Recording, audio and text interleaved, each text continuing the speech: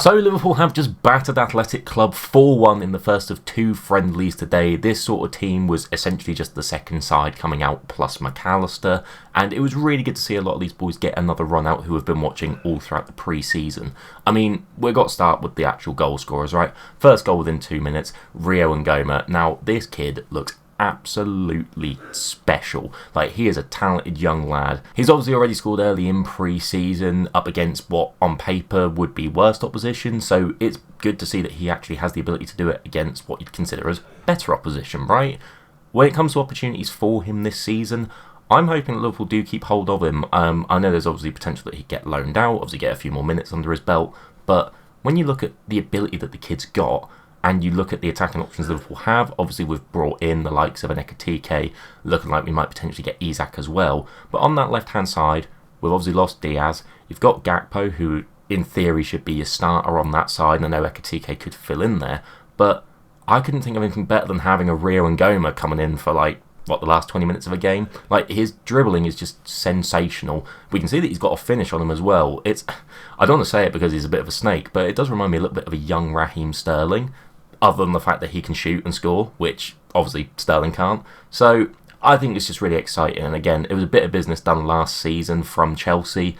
They must be so pissed off seeing how good this kid is at the minute. And he obviously made the game 1-0 in about 2 minutes. Then followed up by a second goal from everyone's favourite Uruguayan, Darwizzy Núñez, right? I mean, little tap in. He's been on a hot streak this pre-season. What is that, 5 goals, 6 goals now he's got so far this season? I mean, I think the Núñez thing is a bit of a conundrum, right? Like, obviously, Liverpool fans, you want to see Liverpool players do as well as they possibly can. This guy's got to be going out the door, surely. Like, I feel like that would be the best answer for all of the parties involved. But in terms of this game, it was a lovely little finish. It was a great link-up play between Doak swinging it in. The header back across from Ngoma was genuinely class. And then, yeah, slots it away, composed. Not used to seeing Núñez with composure and having that level of finishing. All I'm thinking with this is that it could be a Fabio Carvalho situation where he was played a lot in pre-season last year, actually kind of increased his price tag a little bit, and then was flogged for a pretty decent fee, and Liverpool didn't really miss him at all. Could this be the same with Núñez, especially if we're going to then bring in Isak on top of the attacking force what we have already? I think that could be the case. Either way, 2-0 in 5 minutes, and Liverpool were in absolute cruise control. I mean, they did up it to 3 after about sort of 35-ish minutes, I want to say. Ben Doak, I mean, I love how direct Ben Doak is. Again, I don't know if he has a long-term future at Liverpool. Could see him probably getting loaned out again or potentially getting signed by somebody if he keeps putting in performances like this. But you got to say, he is class at what he does. That simple winger play, burning down the line, swinging crosses in. Again, pulled off an absolutely ridiculous effort in the first half. Tried to half volley it in from 35 yards, which, granted, fair play to have the confidence to do that. And then, I mean, he got his luck. Granted, it was an own goal. I don't think you can really give him the goal, given it was sort of driven across and the keeper's just flapped it in. But he got there from obviously just doing that hard work, right? Hard runs down the line, smashing the ball in, and there you go. I think when you keep creating chances like that, you obviously create your own luck, right? So obviously seeing that for Doak, fantastic for him. And again, when you look at the likes of how Liverpool treat young players, whether they make it or whether they don't, they do often go for a pretty penny. So again, kind of like Núñez in a different vein, the better they do in pre-season, the more money Liverpool can charge, the more signings we can make. I mean, we've seen it with the likes of Bobby Clark, Tyler Morton. There are genuine just sort of younger talents, or even Fabio Carvalho that we mentioned earlier. There's younger talents there which Liverpool can sell on for quite a respectable amount of money. I mean, 15 million quid for Tyler Morton. He made 2 Premier League appearances. That's crazy to me. I know he did well at Hull and obviously is a good, prosperous sort of young player coming through, but still, that's a lot of money. And when you've got that in an attacker, that could be even more money. Liverpool do make it 4th in the second half, and it was Elliott firing one in. I've seen a lot of reaction online to his celebration. Apparently he was kissing the crowd goodbye. I didn't see it like that. I think he just loves scoring goals at Anfield. Obviously there is, again, massive speculation about his future. Obviously major links to Tottenham in recent weeks, particularly with Maddison now getting injured and being out for a large portion of their season. I'd hate to see him go. I think every Liverpool fan doesn't want him to go, but when you've got world-class talent in the same positions as him, it's hard to justify keeping him. And again, you look at a price tag, Liverpool could easily get 40 to 50 million for Harvey Elliott, which sounds crazy when he's not even a starting player in that squad, but He's young, he's English, he is a special player. It's just unfortunate that from Liverpool's standpoint, they've already got loads of special players in that position. So if he was to go, it would be a sad one. He's like the adopted Scouser, but it might be the best move for him personally in his career.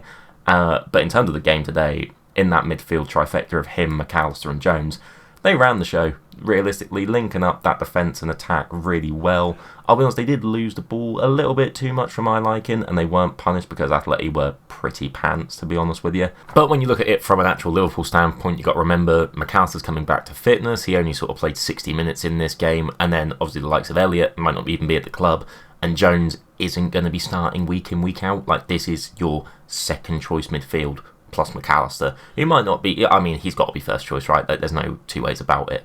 But my point is that that is a rotated squad of players that realistically, if they need to do a job in a fairly decent European style game like that, they can do it quite easily. So again, all positive signs for that squad depth, which obviously Liverpool have tried to improve upon within this transfer window. Now, Atleti did manage to pull a goal back sort of late into the second half. It was around sort of the 75th minute, and to be fair, Liverpool seemed like they were all over the place at the minute. They'd taken loads of players off, made loads of substitutions. It was a little bit of a sloppy sort of final end to the game, and I mean, it was an unfortunate mistake by Stevenson in the end, who, outside of that, had a really solid game. It was quiet, but he did everything right, which you'd expect from a fullback. But yeah, wayward header, finished off quite nicely by the Atleti forward. It's a little bit of a shame because Stevenson's had like impeccable pre-season. He has been genuinely really solid. So I'm hoping that doesn't knock his confidence or anything like that, but it was a bit of a poor one.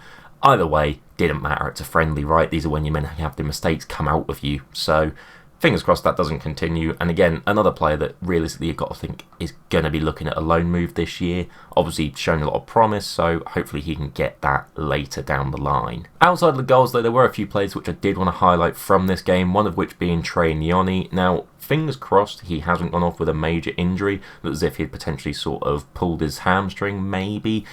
Hopefully it's just precautionary because, again, very, very talented kid.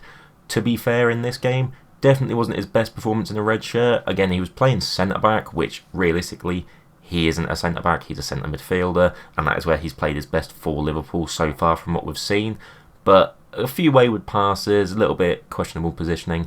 Outside of that, though, he did pull off an incredible goal-saving opportunity, literally sort of stopping a sweaty goal at one stage. So, again, he's obviously got that defensive mindset about him. It's just obviously not his preferred position. So, hard to criticise him, really. Hopefully, he's not too injured. And genuinely, I think you could see him featuring for Liverpool this season. Arne Slot's clearly taken a liking to both him and Ngoma, and you can see why. They've both been brilliant when they've been playing so far this pre-season. And again, if not, I don't want to sound like a broken record, his price tag's going up. If Liverpool are thinking of cashing in, it's only going to go up from here. So again, outside of that, Robertson playing centre-half, I still can't get used to it. I think he had a very solid game, don't get me wrong. Again, potentially pulled up himself a little bit, but he did last the 90 minutes. It's weird seeing Robertson at centre-back. I'm very concerned of Liverpool going into this season with him as the fourth choice centre-back. Like, there is only 3 senior centre-halves at the club now.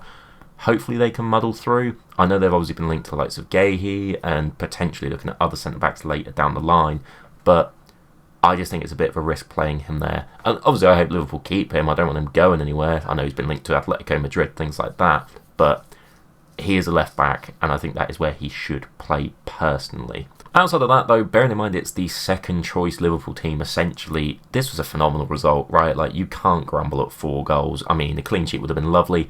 Doesn't matter at the end of the day, though, it's a friendly, right?